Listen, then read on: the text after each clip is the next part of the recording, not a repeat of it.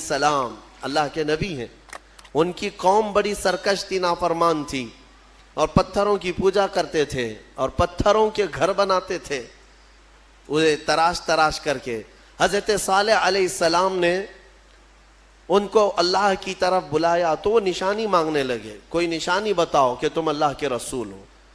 تو اس زمانے میں پتھروں کے لیے ان کا بڑا مسئلہ تھا کہ پتھروں کی عبادت بھی ہے، پتھروں کے گھر بھی بناتے تھے۔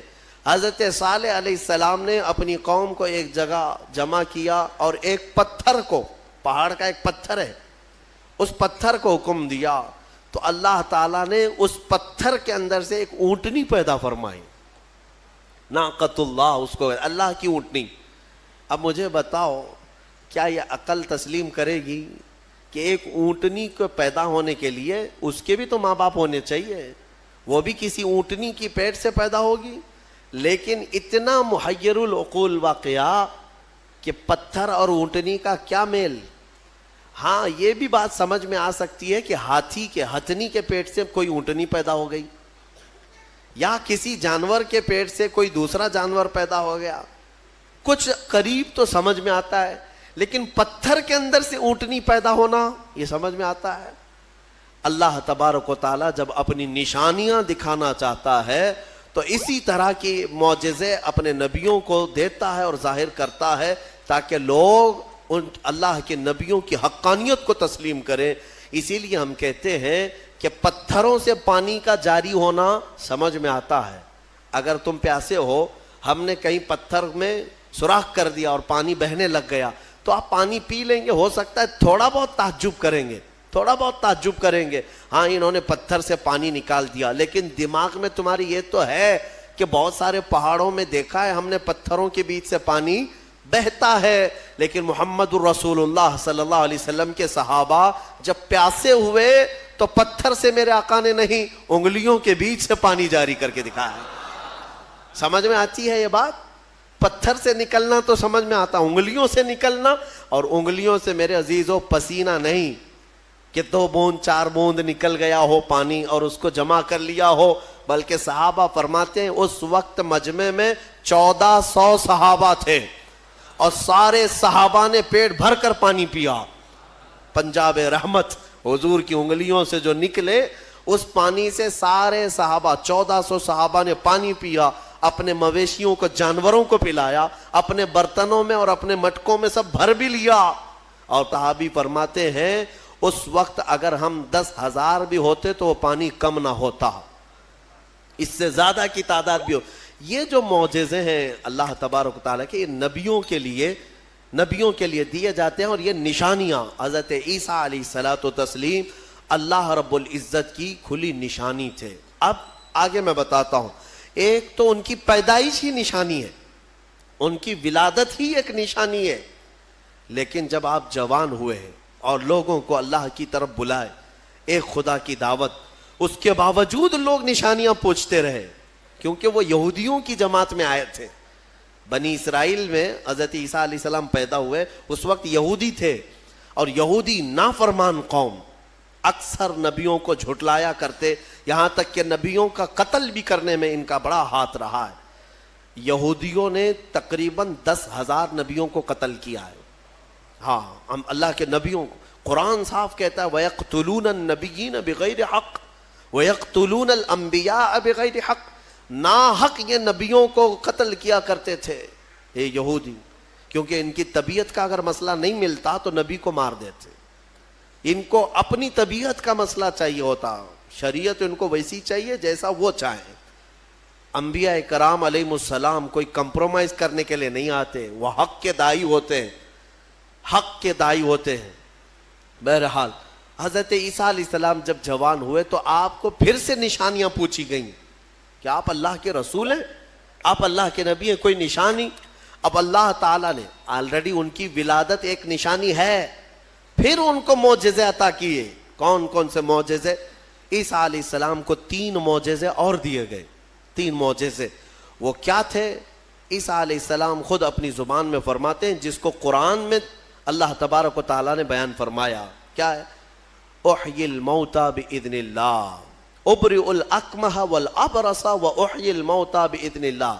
और एक है व उनब्बिउकुम बिमा ताकुलून व मा तदखिरून फी बुयूतिकुम। 3 मौजिज़े, तवज्जो चाहता हूं, ईसा अलैहिस्सलाम को 3 मौजिज़े दिए गए। पहला मौजिज़ा, कोढ़ की बीमारी वाले, सफेद दाग वाले कोई भी बीमार आए, ईसा अलैहिस्सलाम अपना हाथ रखते तो सही हो जाता। उब्रिउल अकमह वल अबरस, कोढ़ वाला, सफेद दाग वाला, ये बीमार अगर हजरत ईसा अलैहिस्सलाम के पास आता तो आप उसको हाथ फेर देते तो उसकी बीमारी खत्म हो जाती। दूसरा मौजिज़ा, वो उह्यिल मौता बिइज़्निल्लाह, कहते हैं कि मैं मुर्दों को अल्लाह के हुक्म से जिंदा कर देता हूं। ईसा अलैहिस्सलाम फरमा रहे, ईसा अलैहिस्सलाम का मौजिज़ा ये था कि अगर वो किसी कब्र को ठोकर मारते तो कब्र से मुर्दा जिंदा खड़ा हो जाता, मरने के बाद दोबारा जिंदा करते ईसा अलैहिस्सलाम। कभी कभार मिट्टी के परिंदे बनाते, उनमें फूंक मारते तो वो उड़ने लगते थे। हाँ, मिट्टी के परिंदों को फूंक मारते तो वो उड़ने लगते जिंदा होकर। 2 मौजिज़े हो गए। तीसरा मौजिज़ा अहम है, ईसा अलैहिस्सलाम फरमाते हैं व उनब्बिउकुम बिमा ताकुलून व मा तदखिरून फी बुयूतिकुम, तुम अपने घरों में बैठकर जो कुछ भी खाते हो और जमा करते हो, ईसा अलैहिस्सलाम फरमाते मैं यहीं बैठ करके सब बता देता हूँ, सारी चीज़ों की मैं खबर देता हूँ। ईसा अलैहिस्सलाम का मौजिज़ा ये था कि तुम अपने घरों में जो खाते हो, जमा करते हो, सब की खबर ईसा अलैहिस्सलाम को है। ये जालिम नादान जो मेरे नबी के इल्म गैब का इनकार करते हैं, कुरान पढ़ा भी है कि नहीं पढ़ा है? ईसा अलैहिस्सलाम जो बनी इसराइल के नबी हैं, जो बाद में हुजूर की उम्मत में आएंगे आसमानों से, और आएंगे हुजूर की उम्मत, हुजूर पाक सल्लल्लाहु ताला अलैहि वसल्लम की उम्मत में रहेंगे। अब अंदाजा करो, उन्हें अल्लाह ताला ने इतना इल्म गैब दिया तो क्या मेरे रसूल को गैब का इल्म नहीं होगा? हमारा तो अकीदा यही है, हमारा मौक़िफ़ यही है। मेरे आका मदीने में होकर हमारी मस्जिद का भी मुलाहिज़ा फरमा रहे हैं। हाँ, वो पूरी दुनिया को ऐसे देखते हैं जैसे अपने हथेली को देखते हैं। खुद मेरे आका ने फरमाया, मुस्लिम शरीफ की हदीस है, अल्लाह के हबीब फरमाते हैं इन्नल्लाह ज़वा लियल अर्द, अल्लाह ने पूरी रुए ज़मीन को मेरे लिए समेट दिया है, और मैं पूरी रुए ज़मीन को ऐसे देखता हूँ जैसे हथेली को देखता हूँ। 3 मौजिज़े हैं ईसा अलैहिस्सलाम की, याद रखिएगा। अब मेरा सवाल भी सुन लीजिए तवज्जो के साथ। एक है वो कोढ़ की बीमारी और बर्स की, सफेद दाग की बीमारी वाले को हाथ रखते तो क्या हो जाता? सही हो जाता। हाजिर है आपका दिमाग? बहुत अहम चीज। दूसरी चीज है, मरे हुए आदमी को ठोकर मारकर जिंदा कर देते थे। चले 2 ही पर हम बात करते हैं। ये बीमारियों से शिफा देना किसका काम है? अकीदा तो यही है ना, अल्लाह का काम है। फिर सवाल तो यहाँ उन लोगों के लिए भी बन पड़ता है जब हम अपने मुस्तफ़ा के लिए कहते हैं या रसूल अल्लाह शाफी व नाफी हो तुम, वाफी व काफ़ी हो तुम, दर्द को कर दो दवा, तुम पे करोड़ों दुरूद। अरे ये बरेलवी शिर्क कर रहा है। रसूल को कह रहा है शाफी हैं, रसूल को कह रहा है काफ़ी हैं, रसूल शिफा देंगे? जब हम दुरूद ताज में पढ़ते हैं दाफ़िअल बलाइ वल वबाइ वल क़हति वल मर्दि वल अलम, हमारे रसूल बलाओं को दफ़ा करने वाले, वबाओं को दफ़ा करने वाले, दर्द को दूर करने वाले, हर कर्ब से आज़ाद करने वाले, हम पढ़ते हैं दुरूद में। तो इस पर कुछ लोगों का पेट दर्द होता है और कहते हैं कैसे तुम रसूल को कह रहे हो कि वो बीमारियों से दूर करने वाले हैं, वो कैसे दूर कर सकते हैं? उनसे मेरा सवाल ये, कुरान की कोई आयत पढ़ा भी है या नहीं? ईसा अलैहिस्सलाम खुद कह रहे हैं कोढ़ की बीमारी और बर्स की बीमारी वाले को मैं हाथ रख दूं तो सही हो जाता है।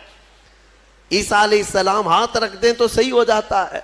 अच्छा, इससे भी बड़ी चीज, जिंदगी देना अल्लाह का काम, मौत देना अल्लाह का काम, ये अल्लाह तबारक व तआला की कुदरत में है।